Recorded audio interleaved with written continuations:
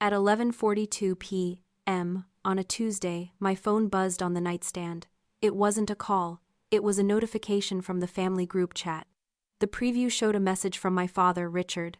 It was just 10 words, but they were heavy enough to sink a ship. "Don't contact us. Don't come to the lodge. You are on your own now." I stared at the glowing screen, blinking against the harsh blue light. I waited for a follow-up. A correction. Anything. Instead, a second notification popped up. My sister Bella had reacted to the message with a heart emoji. That was it, no explanation. Just a digital door slamming in my face after 15 years of holding it open for them. I looked at my reflection in the dark glass. I didn't cry. I didn't scream. I just typed a single word into the text box that I knew I wouldn't send. Finally, drop a comment and let me know where you're listening from and what time it is for you right now. I'd love to know who's part of our community. I didn't cry. Tears imply shock or betrayal, and honestly, I wasn't shocked. I was just finished. I sat down at my desk, the dual monitors humming to life in the quiet of my apartment. The fan on my computer tower whirred, the only sound in a room that suddenly felt vast and clean. I opened my banking app and watched the login wheel spin. It was midnight, the witching hour for bad decisions, but I wasn't about to make a mistake. I was about to correct a 15-year accounting error. I scrolled to the recurring transfers tab. It was a long list, a digital paper trail of my own exploitation. The first one was labeled Bella Consulting Fee, $750 automatically transferred on the first of every month. It was supposed to be a business grant to help my sister get her wellness coaching brand off the ground. In reality, it was Sephora money. I hovered my mouse over the trash can icon. My hand didn't shake. I clicked, Cancel recurring payment. A little dialog box asked me if I was sure. I clicked yes before the pixel could fully render. Next was the Oak Haven Maintenance Fund, $450 a week. My parents claimed it was for property repairs, keeping the lodge pristine. But I knew the roof still leaked in the guest room. That money wasn't fixing shingles. It was paying for my father's country club dues and my mother's Pinot Grigio habit. I didn't just click cancel on that one. I blocked the recipient entirely. People always talk about the golden child, the one the family revolves around like a sun. That was Bella. She needed aesthetic backdrops for her Instagram and mental health breaks whenever the Wi-Fi was slow. But nobody talks about the sibling who has to hold the camera. They call us the glass children. We are transparent. Our parents look right through us to gaze at the golden one. We are expected to be sturdy, invisible, and shatterproof. We exist solely to keep the wind from blowing out the candle they actually love. I stared at the screen, remembering a dinner 3 years ago. We were at a steakhouse celebrating my father's shrewd investment strategy that had supposedly saved the lodge from foreclosure. He was ordering a $200 bottle of Cabernet, laughing loudly with the waiter. Under the table, my phone was vibrating with a confirmation text from the county clerk. I had just wired $12,000 of my savings to pay the back taxes they had ignored for 2 years. I was the one who saved the house. But as my father raised his glass to toast his own genius, he looked right through me. I was the glass that held the wine, nothing more. Back in the present, the screen refreshed. The list of recurring payments was empty. 0. I took a screenshot of the confirmation page. It looked stark and white and beautiful. I saved it to a new folder on my desktop, which I named Freedom. This wasn't revenge. Revenge is emotional. It's messy and loud. This was an audit. And for the first time in my life, the books were finally balanced. I closed the laptop and the room went dark. I expected to feel guilty. Instead, I felt lighter, as if gravity had decided to let go of me just a little bit. The sun came up at 6:30 in the morning, pale and indifferent. I was already awake, standing by my kitchen window with a mug of black coffee. My apartment was silent, but my phone on the counter was vibrating so hard it was slowly walking itself toward the edge. The bank transfers had failed. The insufficient funds notifications would have hit their inboxes at exactly 8 a.m., and the reaction was instantaneous. I didn't pick up the phone.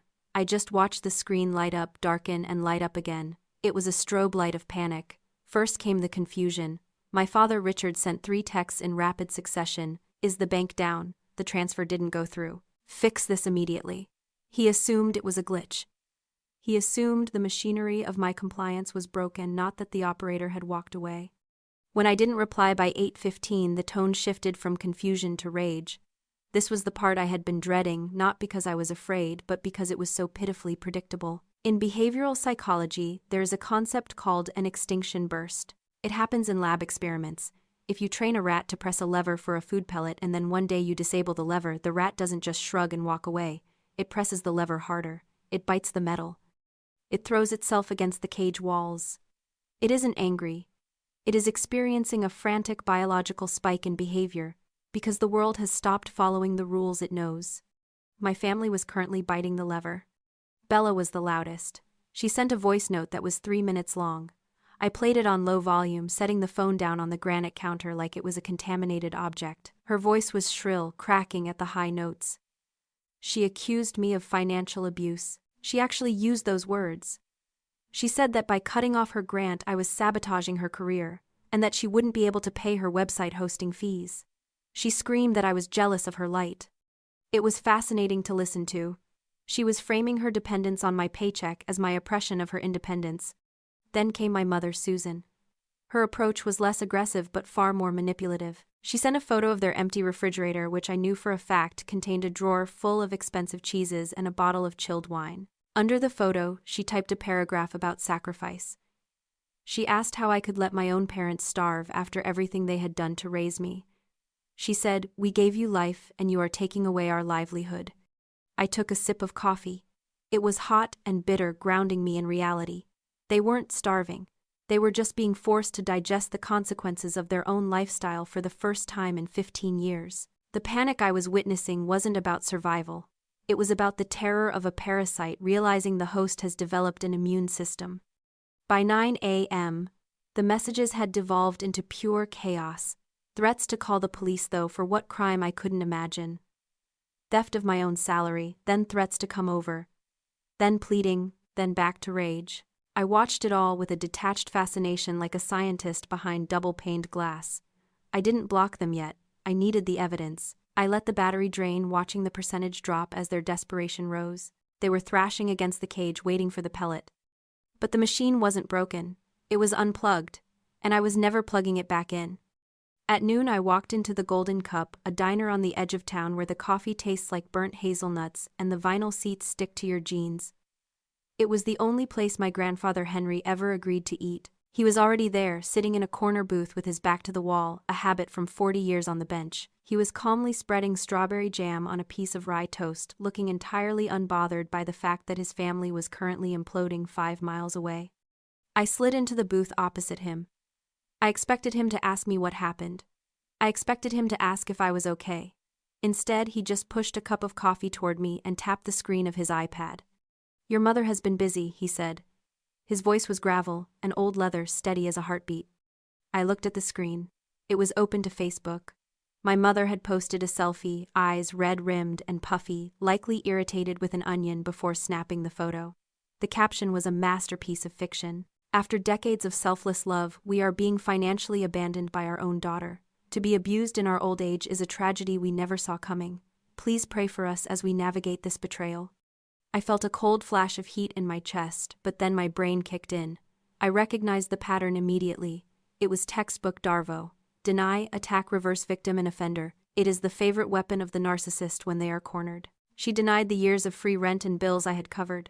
She attacked my character by painting me as cruel. And then she reversed the roles, claiming that she, the woman who had drained my savings account for wine and status, was the victim of my abuse.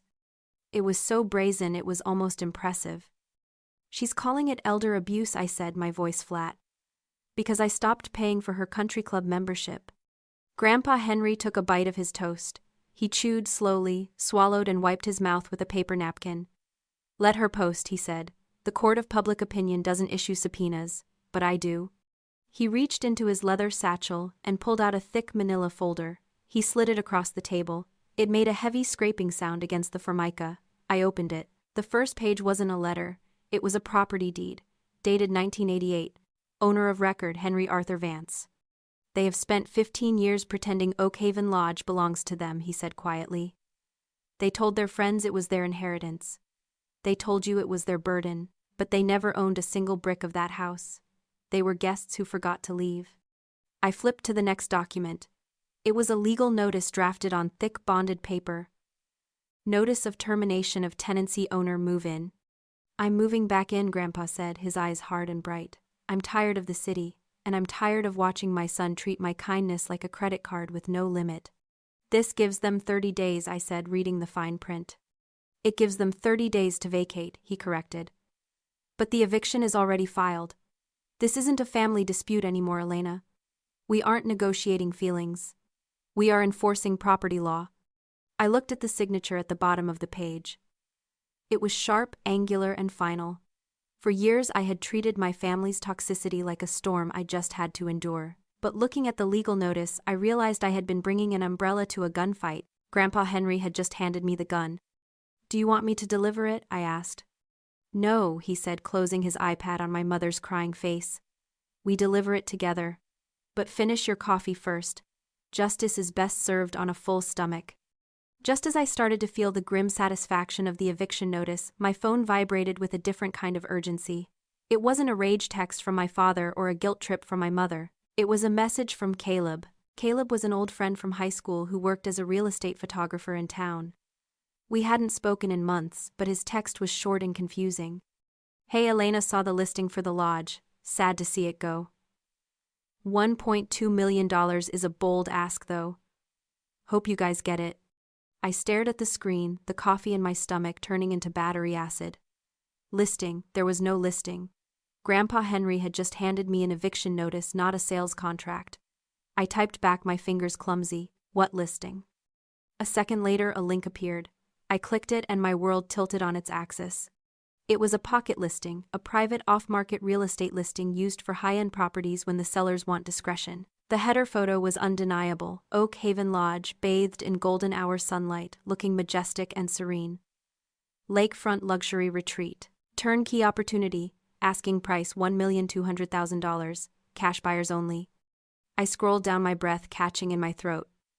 The listing agent was some guy named Brad from a discount brokerage 2 towns over. But it was the description that made my blood run cold. Currently operating as a successful wellness retreat. Strong rental history. Owners retiring. I clicked the More Photos tab. There was the living room, but it wasn't the dusty, cluttered room I remembered. It was staged. White linens, succulents on the coffee table, a yoga mat rolled neatly by the fireplace. A chalkboard in the kitchen read, Welcome guests, Wi-Fi Zen Vibes 2025. I showed the phone to Grandpa Henry. He put on his reading glasses, squinting at the screen. What is this? It's an Airbnb listing, I said, my voice trembling with a mixture of rage and shock. And a sales listing. They aren't just living there, Grandpa. They've been renting it out, Bella's wellness business. It wasn't coaching. She was running an illegal hotel in your house. Grandpa swiped through the photos. He stopped at a picture of the master bedroom, his bedroom. It had a super hot badge superimposed in the corner. They've been profiting off my property, he whispered, while you paid the utilities. And they're trying to sell it, I added, pointing to the price tag. Cash buyers only. That means they're trying to bypass a traditional mortgage lender who would check the title deed. They were going to forge your signature. Grandpa went very still, the kind of stillness that happens before a gavel comes down. This wasn't just ungrateful anymore. It wasn't just family drama. This was fraud, grand theft, criminal conspiracy. They aren't just tenants, he said, his voice dropping an octave, becoming the judge he used to be. They are felons. He pulled out his phone and dialed a number I didn't recognize. Sheriff Miller. Yes, it's Henry Vance. I need you to meet me at Oak Haven. Bring a deputy. We have a situation involving unauthorized sale of property and fraud. Yes. Today. He hung up and looked at me. The sadness in his eyes was gone, replaced by a cold, hard resolve. They wanted to sell the house, he said, standing up and throwing a $20 bill on the table. Fine, let's go help them pack. The betrayal had mutated. It had grown from emotional parasitism into a criminal enterprise. And as we walked out of the diner to his truck, I realized that the eviction notice in his bag was no longer just a legal document. It was a warrant. We didn't knock. Oak Haven Lodge belonged to Henry Vance, and he had the master key on a brass ring that jingled like a jailer's warning as he slotted it into the lock. He turned it with a sharp, decisive click. The door swung open. The scene inside was a farce. Bella was in the center of the living room, a ring light illuminating her face as she spoke into her phone's camera. She was wearing a beige linen set that looked expensive and spiritual. Behind her, the room was staged to perfection, fake fruit on the table, throw pillows chopped in the middle to look plush. And that's why boundaries are so important, guys, she was saying to her followers. Sometimes you just have to cut out the toxic people who don't support your journey. At the dining table, my parents were sitting across from a man in a shiny gray suit, Brad, the discount broker. We can close in 10 days, Brad was saying. The buyer is very motivated, assuming the title is clear. The title is fine, my father said, waving a hand dismissively. My father is not lucid. Is that so? Grandpa Henry's voice cut through the room like a chainsaw. Everyone froze. Bella dropped her phone. It clattered on the hardwood floor, the ring light still reflecting in her wide, terrified eyes. My father spun around in his chair, his face draining of color so fast he looked like a wax figure. Dad, Richard croaked. We didn't expect you. Clearly, Grandpa said, stepping into the room. He didn't look frail. He looked like a monolith. Since I am apparently not lucid, I brought some help. He gestured to the door. Sheriff Miller stepped in, flanked by a deputy. Brad the broker stood up so fast his chair tipped over. I am the owner of this house, Grandpa said, walking to the table and picking up the contract they were about to sign. He scanned it, then looked at Richard with a disgust so profound it felt physical. And this is evidence of intent to commit fraud. I didn't know, Brad stammered, grabbing his briefcase. They told me they were the owners. They showed me a deed. A forged deed, Grandpa clarified. Get out, before I have the sheriff add you to the report as an accomplice.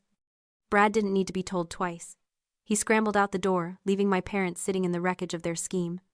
Dad, please, my mother started, her voice trembling. We were doing this for the family. We were going to use the money to take care of you. Take care of me, Grandpa, laughed a harsh barking sound. You were selling my home out from under me while running an illegal hotel in my living room. It's a retreat center, Bella shrieked, finding her voice.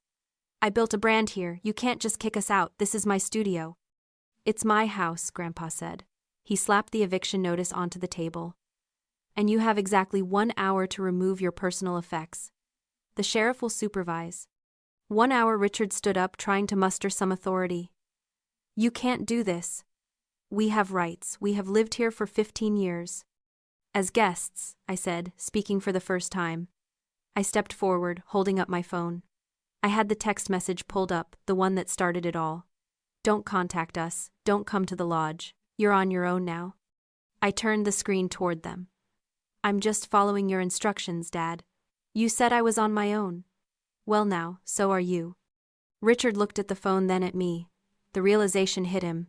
The arrogance crumbled, replaced by a pathetic weeping panic. He looked at Grandpa. Dad, please. Where will we go? I don't know, Grandpa said, turning his back on them. But you're resourceful. You've been living on other people's money for decades. I'm sure you'll figure something out. The sheriff stepped forward, his hand resting on his belt. Let's get moving, folks. The clock is ticking. I watched them scramble. Bella shoving her ring light into a duffel bag, sobbing about her content. Mom sweeping silverware into a purse. Dad trying to find his car keys with shaking hands. It wasn't tragic. It was the frantic, ugly end of a very long con. And as I watched them leave the house, they had pretended to own stripping it of their illusions. I didn't feel a shred of guilt. I just felt the immense, quiet relief of a debt finally paid in full. 2 weeks later, the silence in my life wasn't heavy anymore. It was spacious. Oak Haven Lodge sat empty on the other side of town. The locks changed, the Zen Vibes chalkboard erased, and the fake wellness retreat dismantled. Grandpa Henry had hired a property management company to watch over it, refusing to rent it out again. He said some walls need time to exhale. I was sitting on my balcony, watching the sunset bleed purple into the city skyline, when I decided to open the mail I had left on the counter for 3 days. There was a thick envelope with no return address, but I recognized the handwriting immediately. It was my father's script, neat, deliberate, and performative. I opened it expecting a lawsuit. Or maybe, just maybe, a genuine apology. But I should have known better. Narcissists don't apologize. They renegotiate terms. Inside was a 4-page letter and a document clipped to the back. The letter was a masterpiece of revisionist history. Hannah, we've had a rough few months. Your mother hasn't been sleeping. Bella is struggling to find her footing without her studio. We aren't angry anymore, just hurt. You've made your point. I scanned down to the bottom. We found a nice rental in the city. It's smaller, but it will do.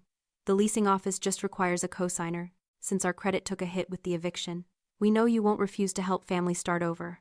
Love, Dad. I flipped to the attached document. It was a lease application for a luxury 2-bedroom condo in the financial district. The rent was $3,000 a month. My name was already typed into the guarantor field. For a long moment, I just stared at it. I didn't feel the familiar squeeze of guilt in my chest.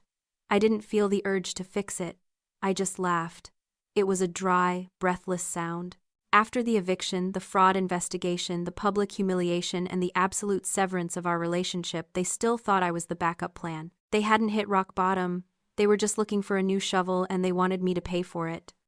I stood up and walked to the corner of my home office where I kept my paper shredder. I plugged it in. The machine hummed to life, a hungry mechanical sound. I didn't read the letter again. I didn't save it for evidence. I didn't need evidence anymore because I wasn't building a case. I was building a life. I fed the pages into the slot.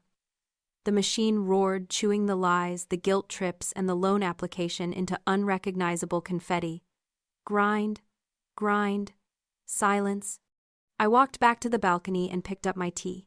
My phone buzzed on the table. It was a notification from my credit monitoring service, security freeze active, no new inquiries allowed. I smiled. Peace isn't just about the absence of noise. It is the realization that you no longer have to listen to it. I had spent 30 years trying to be the glue that held a broken picture together, never realizing that the cracks were where the light was trying to get in. I didn't lose a family that day. I gained myself. If you've ever had to save yourself from the people who were supposed to protect you, share this story. You aren't alone.